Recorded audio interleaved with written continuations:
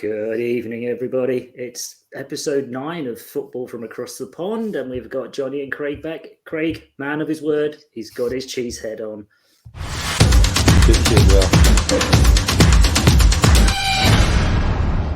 You there, Craig?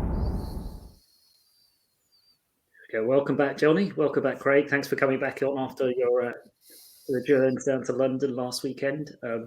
Craig, you said you would do it. We laughed about the cost, but there it is. It's a beautiful, beautiful piece of cheese, to be honest. Is it worth it though? Was it worth the 60 quid outlay?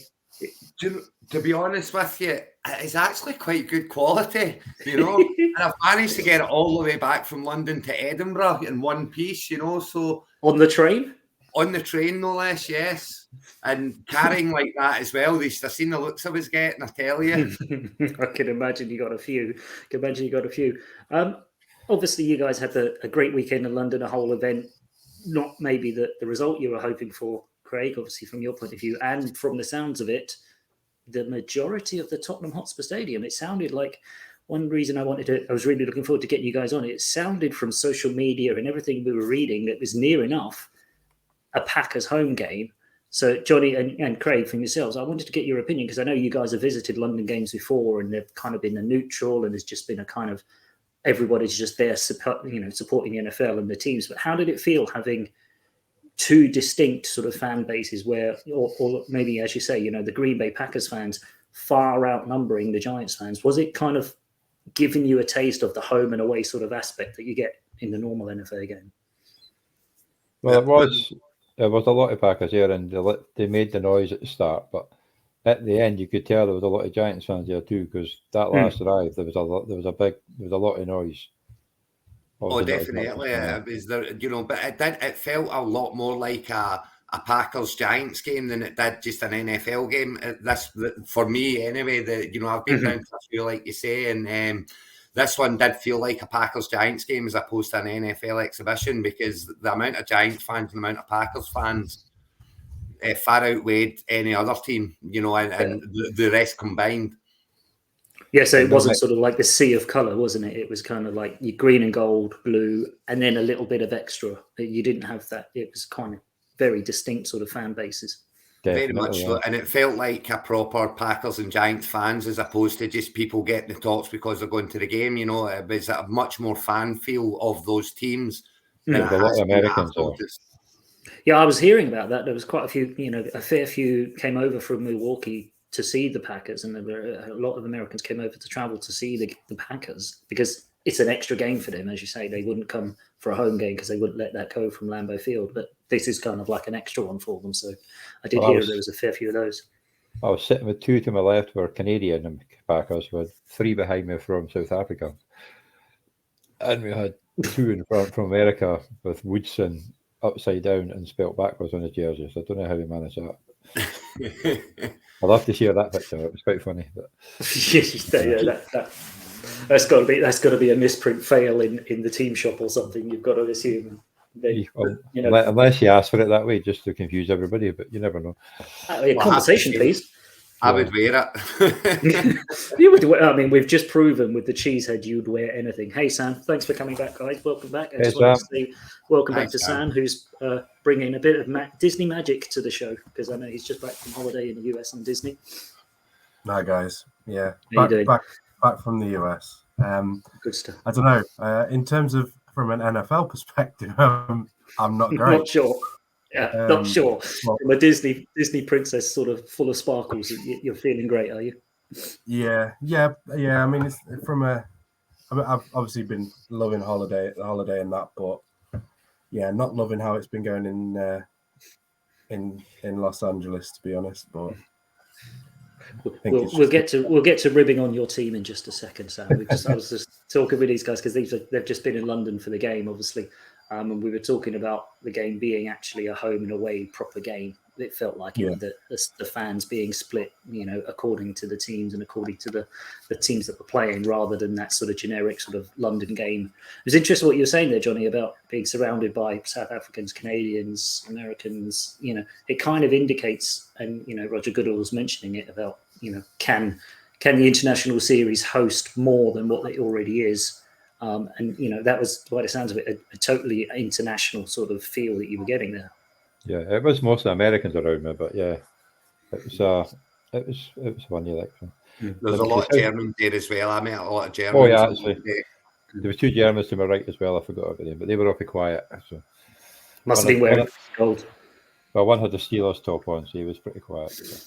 Yeah, you would be, you would be for them. And it was interesting, just touching on that Roger Goodall stuff. Obviously, he was over in the UK and he was giving a fair few interviews. And it was quite funny because last week, Sam, you missed it, but Johnny and Craig myself talked about a UK franchise and how it would work and what it would mean to the teams, and the fans like us. Would we swap teams? Would our second team be the UK-based one? And Roger Goodall kind of interestingly threw in the mix that he's thinking the UK could almost deal with 2, which I thought was a bit of a random one. How would we deal with 2 franchises? And people were talking, one in the south, one in the north, to split the country and stuff like that. How did you guys think about it? Did you think he was just playing to the media and playing to the people watching? Because I don't think we could host 2 franchises, to be honest. I think he's probably playing to the market, and saying what everyone wants him to hear. I mean, wouldn't we all love one up here in Scotland and one down in London? You could use Murrayfield up here and one in London. It's like it's the British fans' dream, isn't it? But as you say, could we sustain it? I'm not convinced. He's maybe saying 2, so we end up with 1. So over promise. Would there be enough people that would want to? Because I mean, obviously, people have been watching the NFL for a variety amount of years. I mean, I've only been sort of watching it 4 or 5 years, but I can't imagine it switching teams like that. So yeah, that's what we said last week. It was like it'd become your second team. You'd still be a Rams fan. I'd still be a Niners fan. Johnny wouldn't stop supporting the Giants, and I'm sure Craig now with his new top and his new cheesehead. Oh yeah, there it is. There it is. He's got a cheesehead. There it is. You weren't here at the start when I had it on. There you go, Sam. With his new £60 cheesehead from the NFL shop. I'm sure you wouldn't swap. Expensive hat I've ever bought in my life. And it's buying another one. One of my Packers friends I think he accidentally bought 3 of them. So how can you accidentally buy 3? That's what I don't know how it managed, but yeah, apparently he bought 3 of them. So wow, that was an expensive weekend for him. You should have went it full time, Craig. You might have got it cheaper. Well, yeah, there was probably people throwing them away at the end. I'm pretty sure. No, there was nobody throwing them away when I was walking on the road. I ken you were long gone by then, but there was nobody throwing them away. Was there not? No, unfortunately not at that price. I should imagine. No. Well, that's the thing. But yeah, I mean, it's as you say, we'd still be fans of the teams we are. So even if there was a UK franchise, as we mentioned last week, it would be your second team. You'd look out for it. You'd hope that maybe the Niners would play whoever it would be, the Monarchs, whatever you were going to call them, on occasion. So you'd have that bit, but it would always be the team you'd look for second, rather than you'd switch allegiances. I think they missed that. You watch. I see on socials in the US.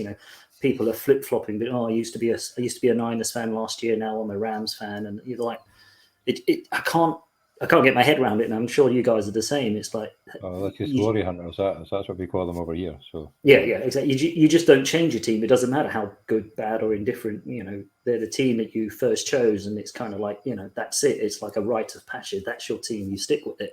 So you're right, Sam. I don't think it would become the UK fan base's team to support. I know the Jags have done really well in kind of getting new fans involved and getting an upswell, but even you can probably guarantee that even those Duval UK fans probably have an allegiance to a previous team beforehand.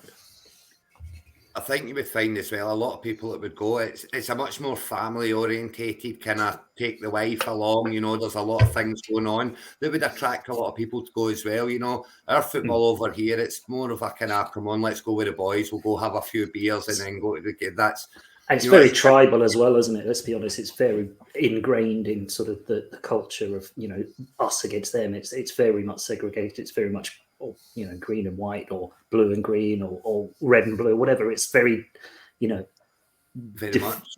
very divisive. Whereas, as you say, the NFL games, it's kind of everyone come along, family orientated, bring your family, bring your friends, go and watch the game, not be us and them, or the rivalry wouldn't be there.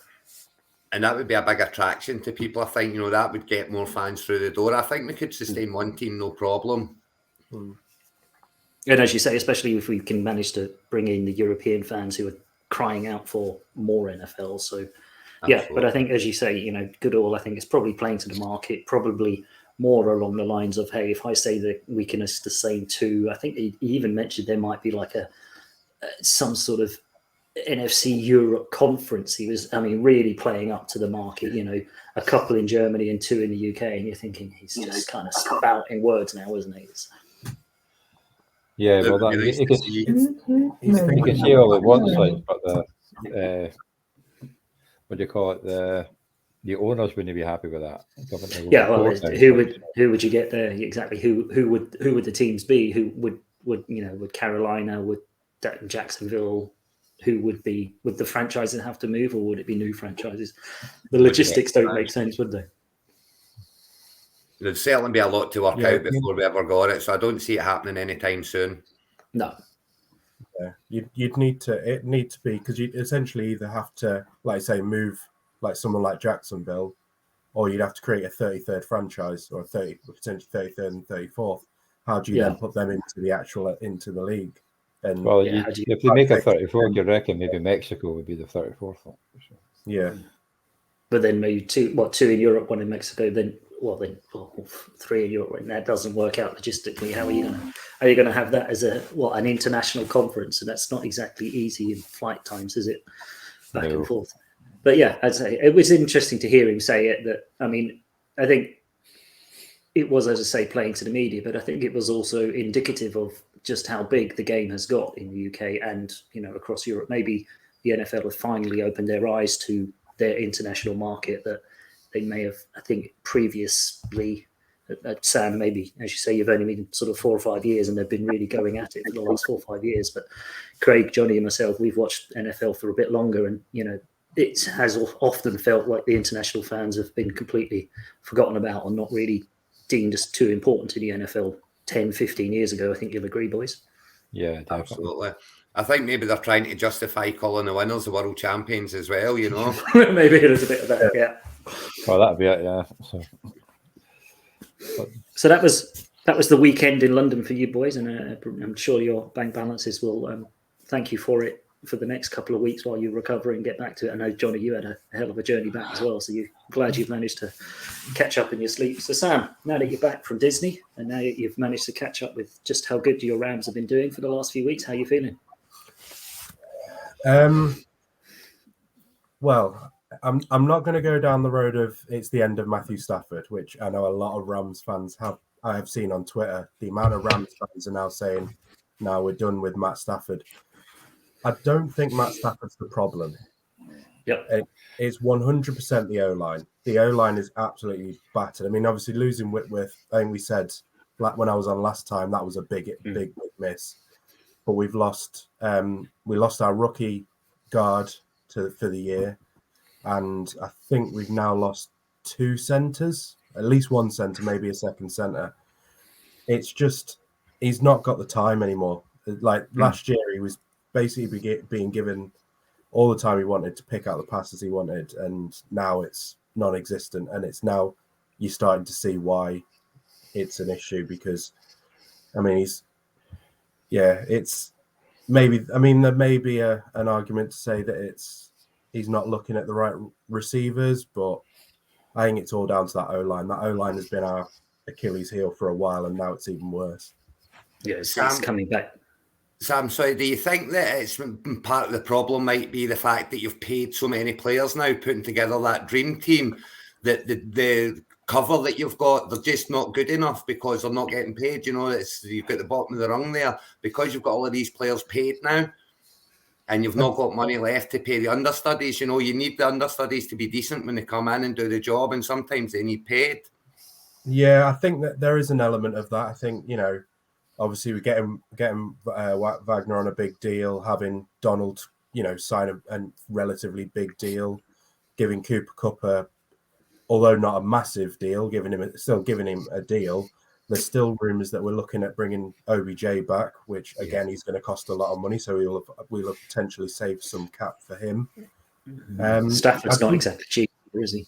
No, Stafford wasn't cheap. I mean, he's Ramsey as well. He was expensive too, you know. And there's not a lot of meat left in the bone for the others, you know. Yeah, I think it's a culmination of a lot of things. I don't know if I said this last time, but I'm not set on Akers as a starting running back, and that's no. That's paying dividends now. He's coming to the fore that he's not.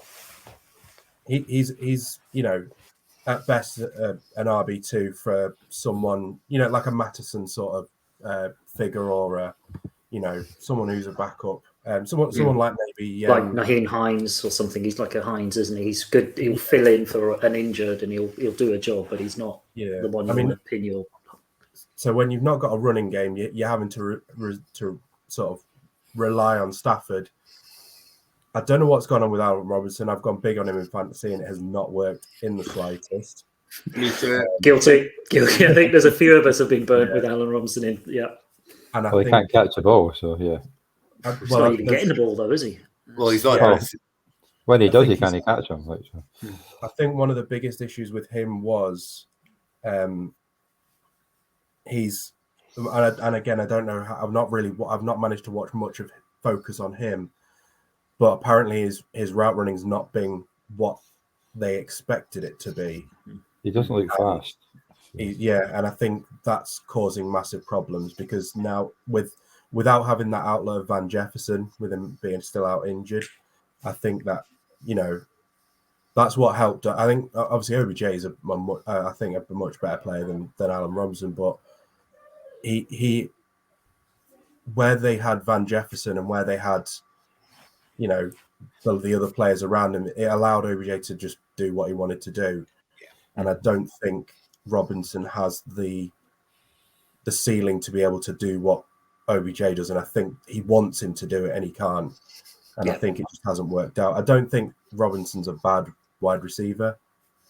It's just not the right fit. It doesn't seem to fit, And I think somebody mentioned it. Robinson's one of these receivers that you throw the ball to him regardless, and he'll go up and he'll get it. Matthew Stafford doesn't like to do that. He likes you to be open when he throws you the ball.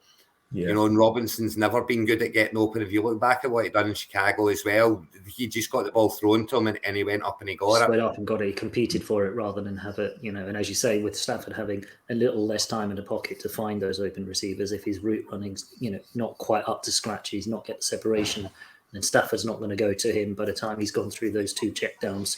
His O-line's disintegrated. It kind of all rolls in together, doesn't it? And it's interesting because, somebody mentioned it, last year, around this time last year, OBJ to the Rams, it was like the Rams really needed OBJ.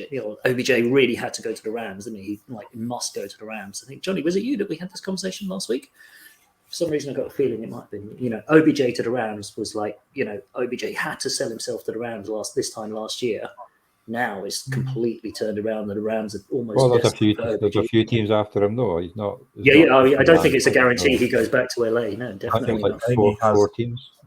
It's the other way around, like you say. It's that he now OBJ has the ability to pick where he wants to go.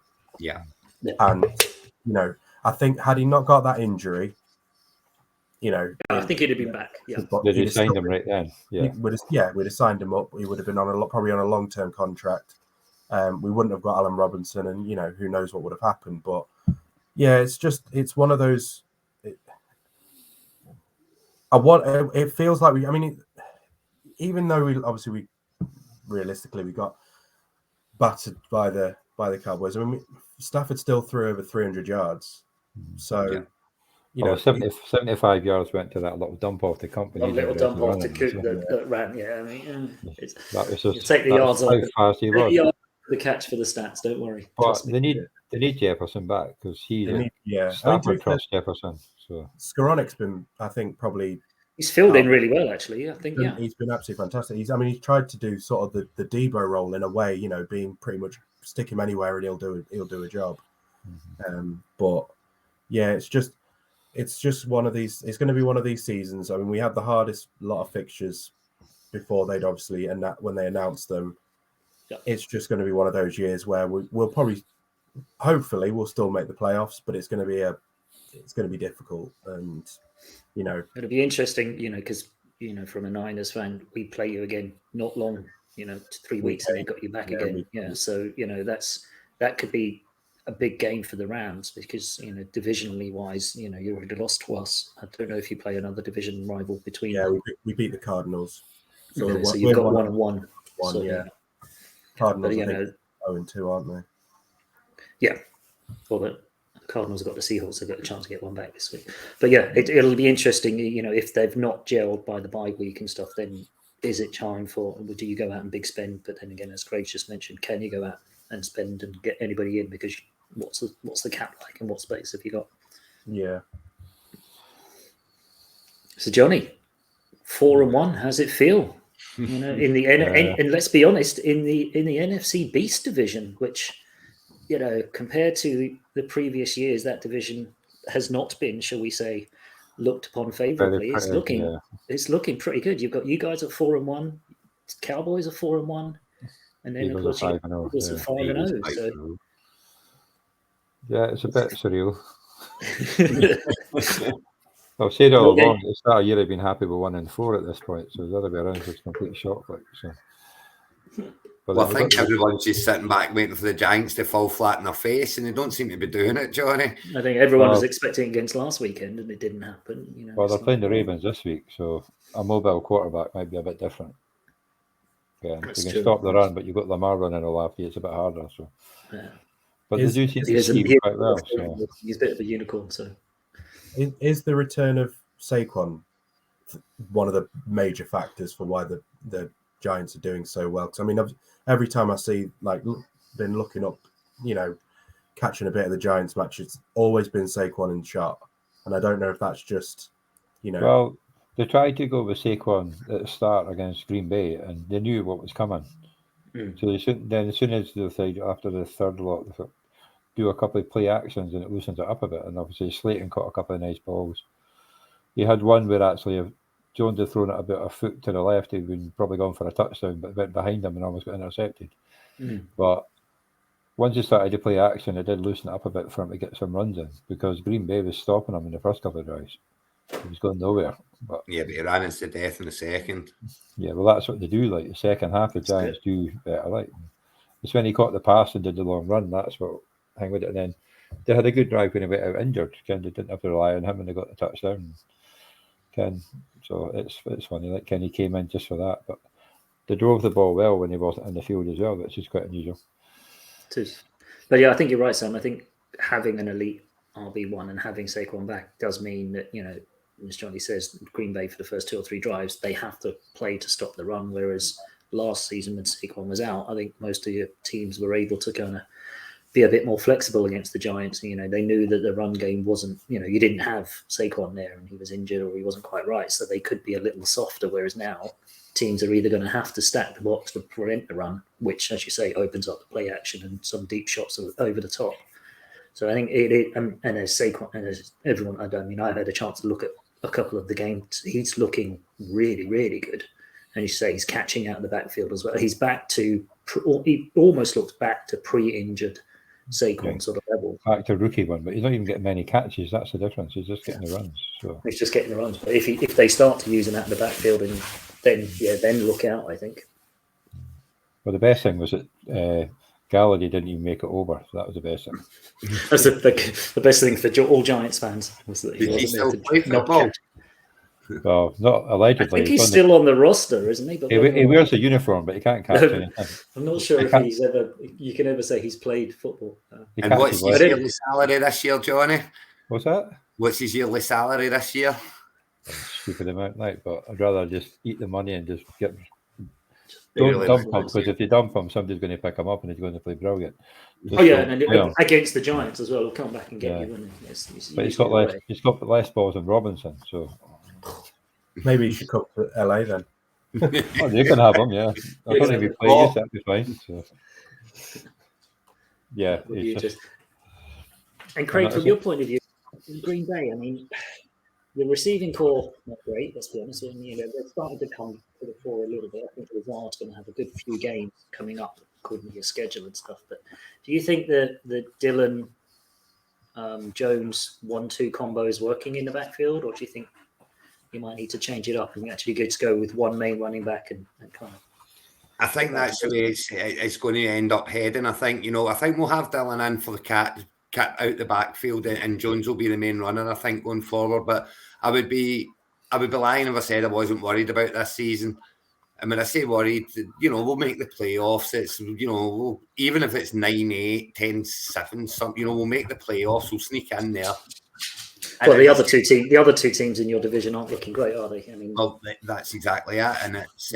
I think that's when we'll be the most dangerous. That's as long as we make those playoffs. Going away from Lambeau could be what makes us. Take that pressure off. Off. Rodgers needs that ring now, and he's got that pressure. He doesn't need the home crowd pressure too. If we're on the road in the playoffs, I think we'll be more dangerous. But do you think you need to just say, okay, Jones is our RB1 and go that way, or because you're... Yeah, for me, Jones needs to be the RB1.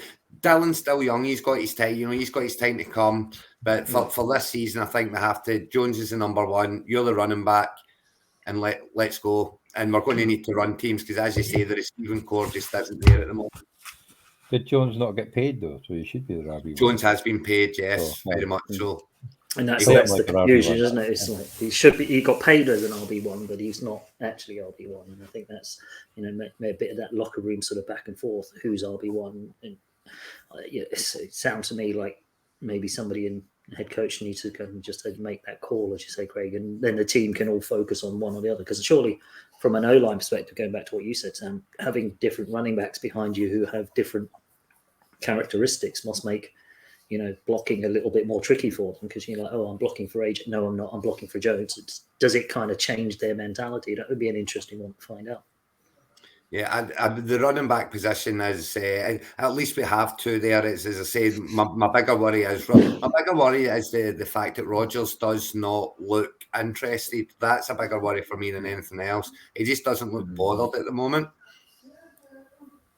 Yeah, and I think is that because he doesn't trust the receiving core because they're all new and he's not used to them, or is it just he's missing his best mate out there, or is there more to it? Rodgers, to be honest with you, I think it's just Aaron in the way he is, in the way the kind of person he's become.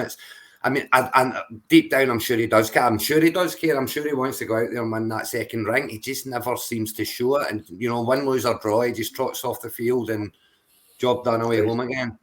I think what concerned me the most about Rodgers before the season even started was when he basically said it's time for the rookies to step up. When he was talking about Romeo Dobbs, he basically just turned around and said, you need to be making those catches or you're done. And I just think, I get why he said it, but what I don't understand is why where he thinks he's got the right to come out there and say that when he did not trap up for the OTAs. Now if you've got a rookie core and you're getting paid $50 million this year, do you not think you might want to turn up and give them the best help that you can possibly give them, and not just lie in your bed and let them go on with it with Jordan Love? Yeah, that's a good call. I think, as you say, yes, you can understand Rodgers saying the rookies need to step up, maybe a kick up the backside, give them a G up or whatever else. But as you say, on the flip side of that, he wasn't there at OTAs to help them get acclimatized, to get them used to how he throws the ball and everything else. And it's a kind of a double-edged sword, because even the guys in 49ers guys, they got used to catching balls from Trey for all of the OTAs, all the training camp and everything else. So they're now having to readjust back to Jimmy's kind of style of play, which is why I think some of the Debo dropped a few balls and whatever else. It's like, it's not, just because it seems to be, it does make a massive difference to receivers who's throwing the ball and the mechanics and everything to them. So I think Rodgers saying, you guys need to catch these balls, well, maybe you need to be out there throwing more balls to them so they get used to catching them. Yeah. The best examples on the podcast, you've got the Rams and Matthew Stafford when he went over there, him and Cooper Kupp. The second he signed, the two of them hooked up. And look at the results. They're there to see. Yeah, I mean, it's one of the. I mean, you need to have that. You need to build that rapport quick, especially with sort of how late they lost Adams. They needed to make a decision quick. And you need someone urgent, like and someone experienced like Rodgers needs to be more urgent in order to be able to help those. Even the players like Lazard, who have been around, but he's not really. I mean, this is Lazard's first season as wide receiver 1. Yeah, he needs to also learn a new role. So yeah, I get why he was saying it, because he probably wanted to, explain to the new core. Yeah, welcome to the NFL type thing. Yeah. But at the same time, you can't expect them to go out there in their rookie season and all play as MVP, all play lights out, as if they've been in the league for years. And they need that help. And I think, like I say, turning up to the OTs probably would have really helped. But Rodgers is Rodgers. He can do what he wants. And that's he's just got the wrong receiving core at the moment. Well, he's got it for a couple of years. Yeah, exactly. I think having Devontae there probably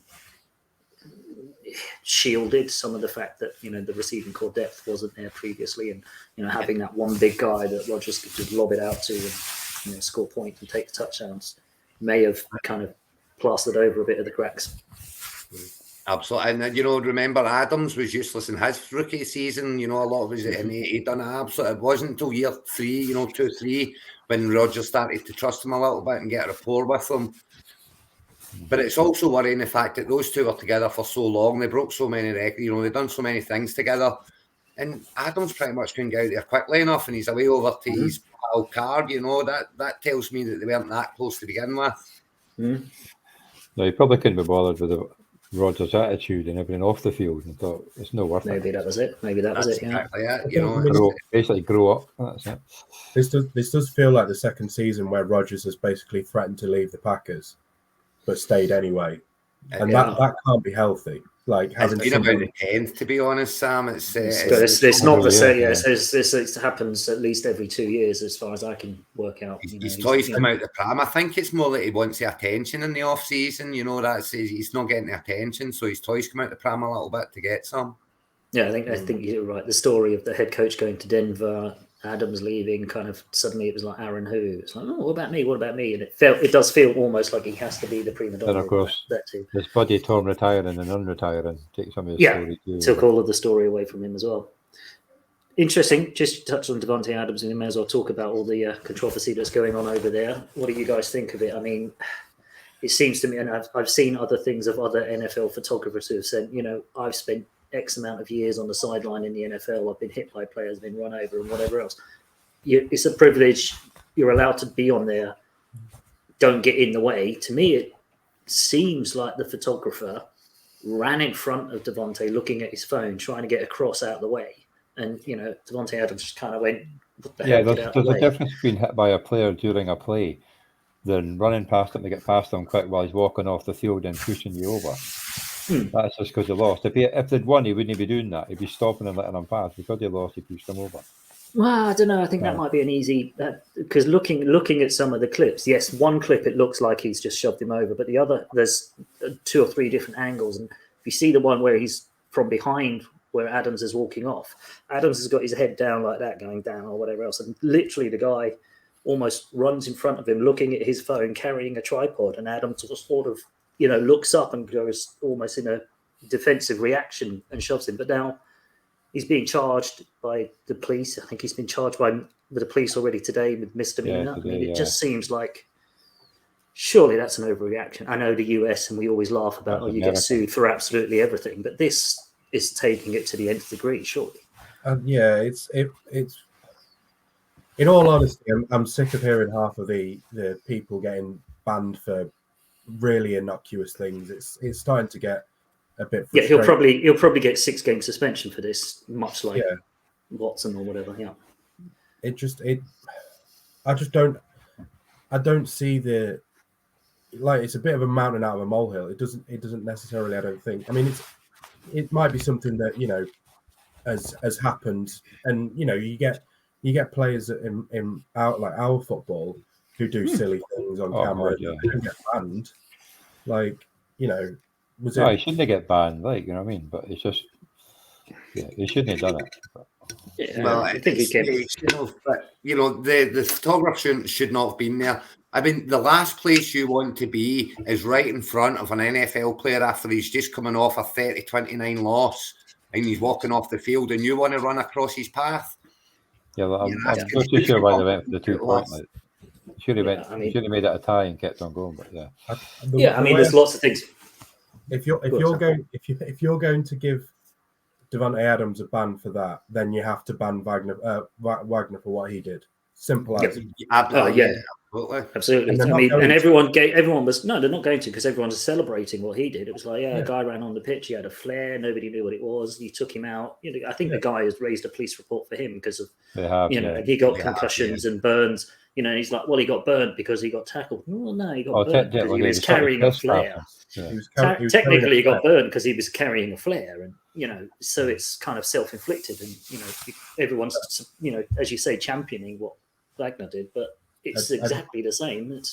If anything, what Davante Adams has done is less, isn't as bad as what he did, because there was no intention to, at least from some of the angles, there was no intention for what Davante Adams. It was almost like he couldn't really help himself. The guy bumped into him, and it seems to me like he's just done that, and the guy's just gone flying, 20 yards down. Well, there's about half his size. It's not that hard. That's true. But I still think that a lot of that is on the photographer. The angles I've seen, he's running with a big tripod or pole or whatever else with his camera, and he's literally looking down at his phone, or either checking a shot that he's just taken. It seems like he's oblivious to what he's doing at the same sort of time as walking across a player who, as you say, is steaming off the field. Yeah, the fact that but it's America, you get sued for anything. So. I think that in a normal, sane world, he apologizes and that's the end of it. And I don't want this to be, it's one of these things. It's the NFL, right? Everything is. Yeah, it's. But they've got column inches to cover as well. They've got a lot of column inches to cover on the NFL now, 24/7 programs that, they need something to talk about. And, maybe 10 years ago, that it wouldn't even been noticed 10 years ago. That's the thing I was going to wonder, is it because it's out there on social media? But if it helped him up at the time, nothing would have happened about it. But the fact the fact he didn't walk straight past him. Apologised 2 hours later, saying I'm really sorry about it. But if he just helped him up, say sorry, that would have been it. It wouldn't even made the news, Ken. But the fact he just did it, walked off, and other people helped him up, and then he ended up in hospital. Didn't he take an Uber to get to hospital though? So but it's probably on call. But if he just helped him up and apologised there and then, it probably nothing would have happened. And Ken, that's just the way it is. Sign a ball, give him that, and that's it.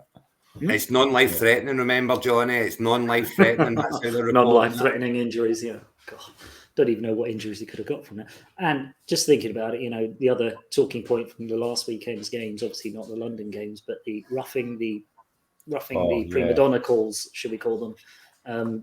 Some of those have just been jaw-dropping. And I get, the concussion protocols and the tour thing and everything else is probably at the forefront of a lot of officials' minds, but the one against Brady, the one against the Chiefs, one against Carr. It's like none of them were roughing the passer. Surely, I mean, but the one against Carr, he had his arm down to stop him crushing. He braced his left arm down. He couldn't put both arms down because he had the ball in the other arm. It's like even Brady one sort of you could. It did look like it could have been a slam, but it wasn't a slam. But Ken, it wasn't. Brady sold it. There's not much difference between that and when you chuck a player down at the end of a tackle and got done. 2 of them was nothing. He got pushed and he fell and banged his head. Ken, that happens all the time. It's hard. I think the second one against Cincinnati. Yeah, I think the one against Cincinnati. The one against Cincinnati, that was a throwdown. He was already before anyway. So. I do think it was innocuous. It wasn't a case of he was throwing him on his head. He did throw him down, and it just so happened that he landed on his head. And as you say, he had that because you had a sore back from the week before.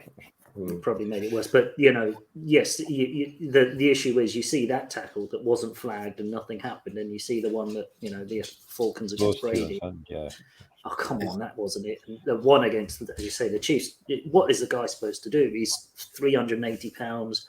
He's stripped the ball. He's got the ball in one hand. He's braced himself with his left hand.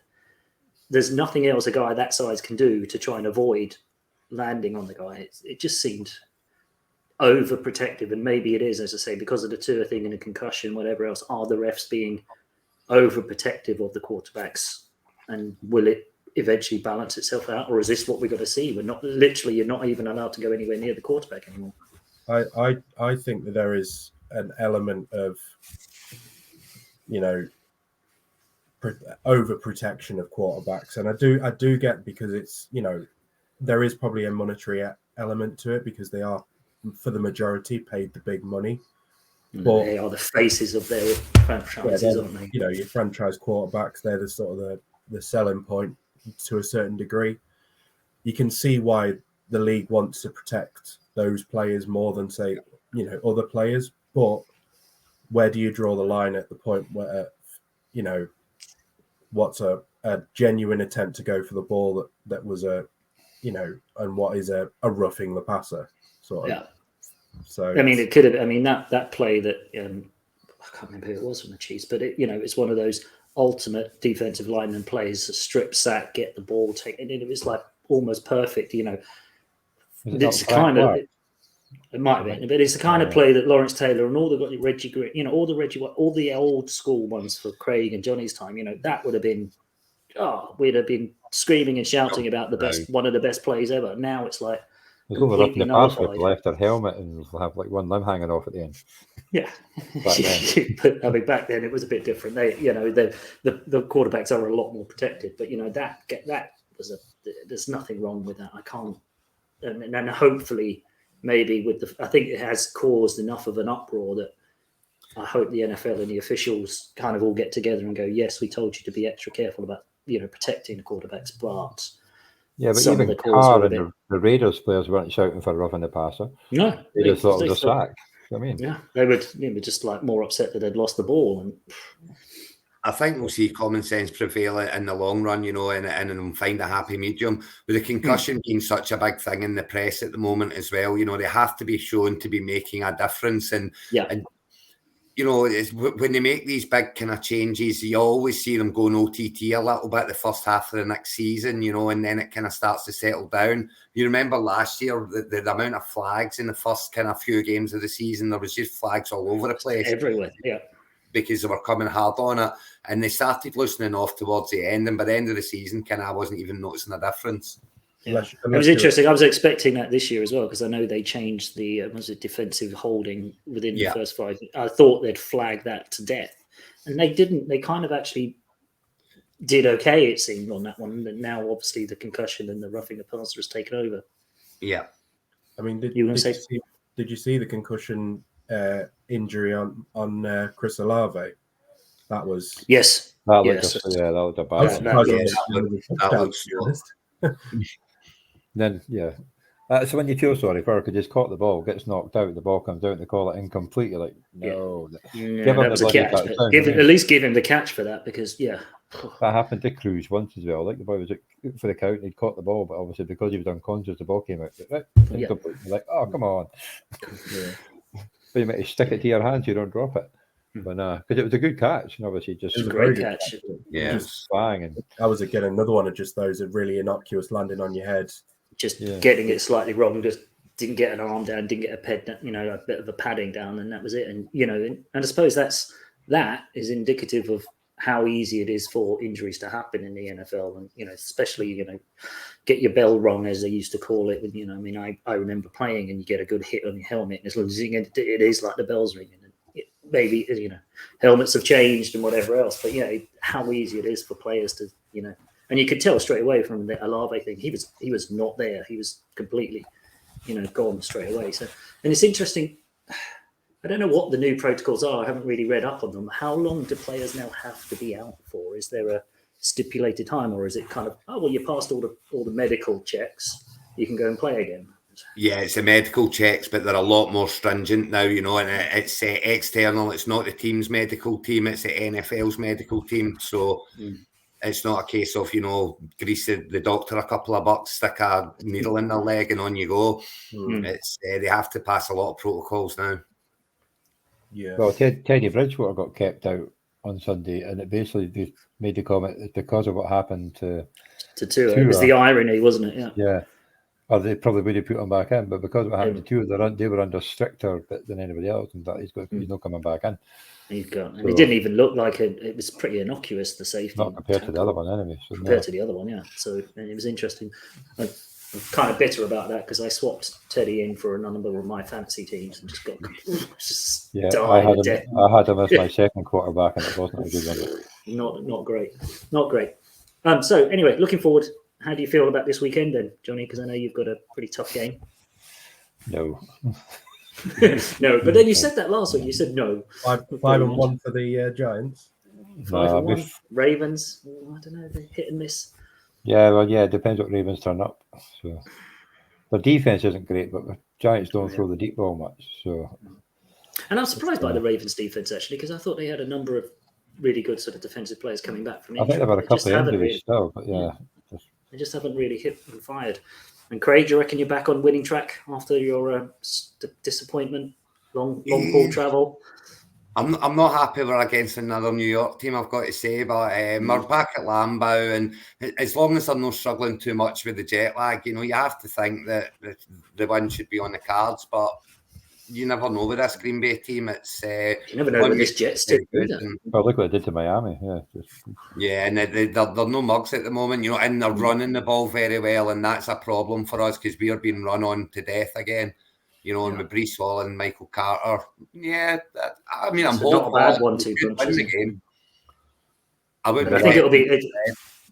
I wouldn't be betting the spread. I wouldn't be betting more than 3 or 4 points. I think. Yeah. I take it. Did you see that boy for West Ham, Craig? No, I did not. No. Oh, thank goodness. I'm not even sure. I don't want to go into that. Sam, how do you think the Rams are going to? I might have guaranteed them the win if he bet the Packers to cover the spread on Saturday night. It was a big boy, like it was a big boy for West Ham. So yeah, that would have been an interesting one. You wouldn't see Craig, I think. If no. That's hence he left early. That's right. Sam, who the Rams got this week? You say you've got Panthers. Easy. It's a win. But I can imagine we'll end up doing what we did against the Falcons. We'll take a big lead, and then we'll let them back into it as we always do. I don't know. I don't even know who's going to be a quarterback for the Panthers. They're going to be. It's not even Darnold, is it? It's some rookie. PJ Walker. PJ Walker, yeah. So I reckon there's going to be a fire sale at Carolina soon. There's talk of CMC's name being bandied about a little bit. Yeah. DJ Moore apparently going to DJ Moore is being apparently bandied around your guys as well, Craig. That wouldn't be a bad pickup, I should imagine. I will take that all day long. I think with Matt Rule gone, I think it's only inevitable that some of those big names get shipped out for draft picks and stuff. I wouldn't be surprised if you saw a fire sale because I think the Panthers are they tried to do something by bringing in what's his name, Sam Darnold and everything, and it's just not really worked. I think trying to put all their eggs in one basket with McCaffrey, I think for them, he's not been at top level like he has been in previous years, but is now maybe the time to cash in on him. He's more likely to go for a few firsts now than he would be in a couple of years. After the end of the end of this season, when they've near enough tanked it, he's probably at the highest his market's going to be right now. Shopping him around. Right, he can come to the Rams if he wants, or give him Makers and Henderson. Robinson as well. I've got a feeling the Panthers might want draft picks, and that's something that you're not exactly rich in the moment. Maybe about 2030. We don't know what draft picks are. We don't remember those. Last time we had a first round pick was Jared Goff. So yeah, I think that went really well, didn't it? So maybe that's why you're doing it. Next time you do it, sell them all off because you never do so well with your draft picks anyway. And from a 49ers perspective, we've got a massive game. It's not a massive game between who we're playing, but it's a massive game for the 49er faithful UK. It's the official watch party against the Falcons. So the 49ers event, the 49ers organization are flying in a game day experience for the 49er Faithful UK in Leeds. We're all piling in there. There's going to be about 400 of us in there. And they're going to pipe in game sounds. They're bringing alumni. They're bringing raffle prizes. They're bringing the sounds. They're bringing the whole thing. It's the first official party set up by an NFL organisation in the UK. So I'm heading up to Leeds Sunday morning. Should be a blast. And I think it's an open invitation to any UK fans out there. If you're in Leeds or in the area, just jump on your car, stay away from Leeds for that weekend. Stay away from Leeds because Arsenal are playing at Leeds as well. So, and apparently because of the combo buy-in with Leeds, some of the Leeds personnel have been mentioned of coming across and joining up later. So, from our perspective as NFL fans, we're hoping that doesn't get out to the football fans because that might make the evening a little interesting. Yeah, that'll cause utter chaos. Utter chaos, yeah. Gents, appreciate your time. Johnny, Craig, thanks for coming on and telling us all about the game at Tottenham. Appreciate the CheeseHead. Can't believe you did it, but well done. Sam, nice to have you back, buddy. And thanks for everything. And hopefully speak to you guys next week. And until then, this has been Fantasy Football from across the pond, and good night. Cheers, guys.